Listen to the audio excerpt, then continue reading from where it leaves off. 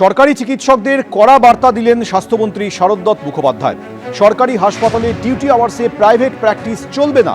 শিক্ষক চিকিৎসকরা অন্তত 96 ঘন্টা হাসপাতালে ডিউটি দিন। কলকাতায় চিকিৎসক সংগঠনের একটি অনুষ্ঠানে বার্তা স্বাস্থ্যমন্ত্রী।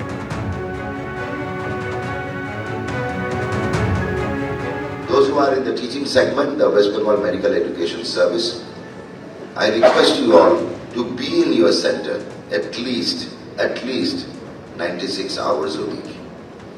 If you are not there in your teaching hospital for at least 3 to 4 days in a week, then I think you are doing injustice. But make it a point that you don't practice or go for an operative case during the hours you are supposed to be in the hospital.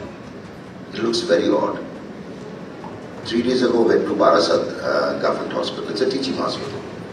The gynecologist was not there. Reason? She has just left for a C-section in the private. So that looks very odd. And my request is, we are all colleagues. I am a health minister which is for the doctors, of the doctors, by the doctors, always. And I will be also for the patients,